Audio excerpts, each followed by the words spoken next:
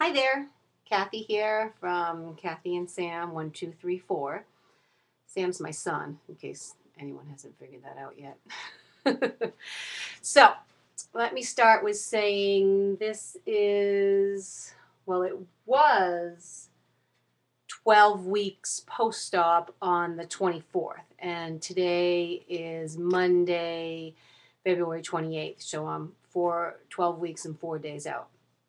I had my lap band surgery on December 2nd, and my starting weight pre-op was 224, and my weight as of this morning was 205, which it was last time I did a video, and it's just, I'm hovering, but that's okay, because I'm feeling good. Because one reason why I'm having my I'm having my third fill this Wednesday, March 2nd, and I'm hoping after listening to a lot of people about their lap bands and what their lap bands are and how many fills they have, I don't think it's going to be my sweet spot, but I think I will feel a little bit more restricted. I have a little bit each time, so I'm hoping that that'll help me out of my dilemma, which is, it's not really a dilemma. It's not like I don't know what I'm doing. I just, I can eat, therefore I do. And still don't eat as much as I used to because I probably would gain back all the weight that I had lost. So let me look at my notes. I've already given you my stats. I think I've been at like 205 for right after I had my second fill, which was February 9th. And right after that, I went immediately down to 205. I think I went from 209 to 205. And I've pretty much stayed at 205 since then. So I have lost weight, and I'm hoping to lose a little bit more weight once I get my fill. I belong to this support group through the hospital I had my surgery at. They have an obesity treatment center there, and it involves all aspects of weight loss, not just surgery. But they do have a support group for post-op patients, and they have one group that is for anyone that's a year and under, and then the second group is anyone that's a year and over. The year and over, the year and under can stay for, because you can kind of listen to what's going on, but you're really, you're not going to be that involved. But I did ask a question of the people who've been a year over what their sweet spot is and what they have for a band. I have a Realize band, and it's an 11cc Realize band, and when you first get the operation, they do not fill, so your band is empty. And then you fill it at 1 month, and at 2 months, and at 3 months. And then I think after 3 months, then it's at will, but not like every month, or maybe it's every 3 months. I'm not quite sure. I'll find out this Wednesday when I go to get my third fill. Plus I have to find out, like, if the insurance covers the fourth and fifth and sixth fill. But I've been finding out that everyone's sweet spot is so different. There's one woman that it took her 2 years to lose well over 100 pounds, but she's been at her goal and she's been maintaining for over 2 years. But her sweet spot on her 10cc band is 9 point something, 9.5. And then there's another woman there who's been post-op for 4 years also, and her sweet spot is 6 point something. I can't remember the points. So it just makes me realize that everyone's different, because everyone's body's different in the way they respond to it. Like, I was listening to Banded Wendy, who says that when she flies, her band gets tighter and she notices it. Maybe I just haven't been out of surgery long enough yet to know or feel a difference if my band's tighter or looser, because I haven't noticed anything. I did notice a big difference from the first fill, at my second fill. I noticed a difference. I started to feel a little bit more restricted, and maybe because I followed the rules a little bit more after my second fill. I did not follow the rules after my first fill because I thought I knew it all. Yeah. Okay. So I'm looking at my list here that I wrote. The no restriction, I've already went over that. I've been sitting down and trying to think about the reasons why I don't lose as much weight, lose as fast as I would like to, and it's obvious. If you eat too much and you don't exercise enough. the weight's not going to come off. I mean, it's easy as that. Food in, food out. It's not rocket science. So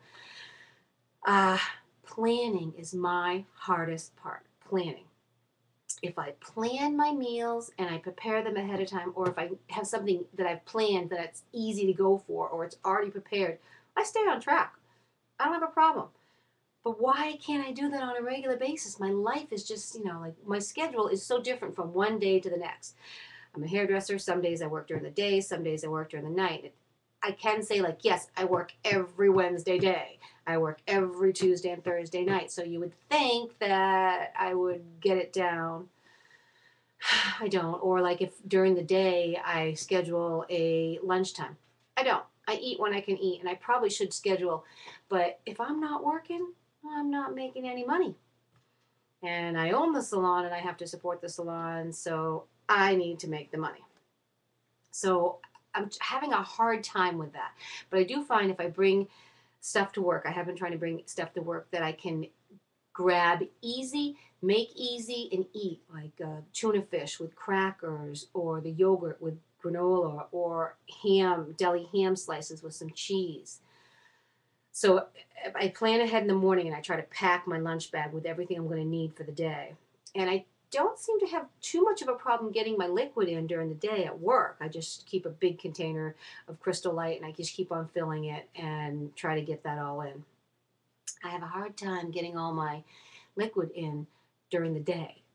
I mean, I'll be doing something and I'll forget. I'm like, oh, goodness, I should be drinking something. I should be drinking some water or some Crystal Light. And I forget. And sometimes I don't get half. You're supposed to put 64 ounces. Sometimes I'll be lucky if I'll get 30. At night is when I'm sitting down and I try to drink as much as I can. And it also takes the hunger away too.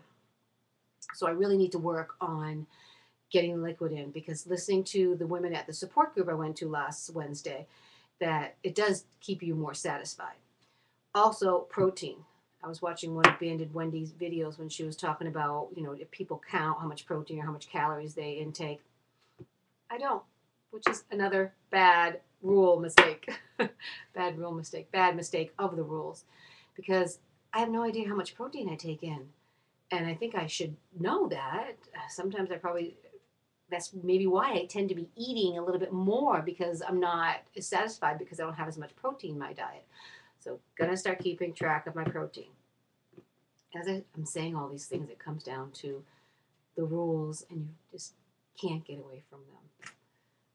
Drinking all your liquid, counting your protein, eating your 3 meals a day, and eating your smaller meals a day, and eating slowly. I still, with the amount of food I eat, it as slow as I eat, I know I'm not restricted as I should be, because I mean, even if I take tiny, tiny little bites and still put my fork down in between meals, I can still get it done before 15 minutes. So I know that I need my fill. Exercise.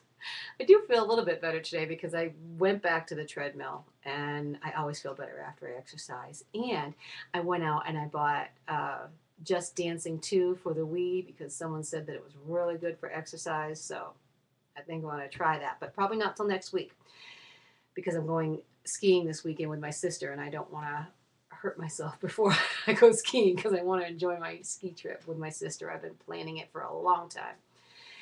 I'm having my fill Wednesday, and then I'm on liquid diet. I'm having my fill very early in the morning on Wednesday, and then I'm on liquid diet all day Wednesday and all day Thursday, and then I'm leaving for skiing on Friday with my sister. So I'm a little bit worried about how I'm going to eat. I'm going to try to bring some stuff that, little liquidy stuff, some yogurt and some cottage cheese, in case I can't eat whatever is offered. Or I'm worried about, I don't want to be, PBing or stuff in the middle of this après ski party or something like that, or going down the mountain sliming. Oh, sounds awful. So I'm a little bit worried about what's going to happen after my third fill, but I think I'll be okay, because I really don't think it's going to be my sweet spot. I have like I said, I have an 11 cc band. I have probably 6 cc's in right now. 5 cc's my first fill, didn't notice a thing, and then I got 1 cc my second fill, and I noticed a little bit. So I'm hoping he'll give me at least 1 or 2 cc's on Wednesday, but knowing my doctor, he'll probably only give me 1. But I should notice a difference. There was I can't remember I watched all the videos, and I love some of the comments, all of the comments I get, but I try to, when I'm preparing to make my video, I try to watch some videos and I make little notes as I'm watching my video if it's something I want to say. And there was someone that talked about the head hunger and the fact that you can be full here and you're not full here and you're not satisfied there. So I know what that's like, and I cannot, I know how much food was such an important part of my life, but now that I really can't have it as much as I did, I'm realizing it was kind of like smoking. I would get to, say if I ate breakfast before I left for work, and I would get to work, and I wasn't hungry, but someone would talk about, oh, we're going to order lunch, because we always order lunch at work, and I'd be like, oh, lunch, what do they have? And I'd eat. It was just like an automatic reaction, and we would go out after work, and we would have a glass of wine, and we would eat, just because we always did that. That I'm starting to do that now, and I'm thinking, we got to eat because it's just a habit. Like smoking used to be. Well, I quit smoking long time ago. And not that I can quit eating, but I think I can quit doing those habits, but still incorporating the lifestyle I'm used to. Or, I don't know, I know your lifestyle has to change,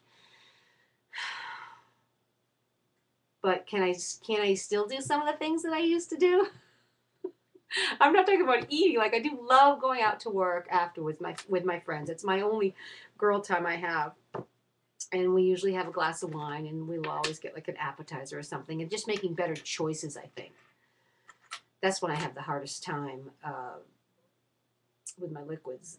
Drinking while eating is when we go out to restaurants, and I'll be doing really well, and I'm eating, and all of a sudden I notice that I have something in my hand. I just took a sip, no matter what it is, because it's such a habit that's just so like an involuntary muscle, like sneezing.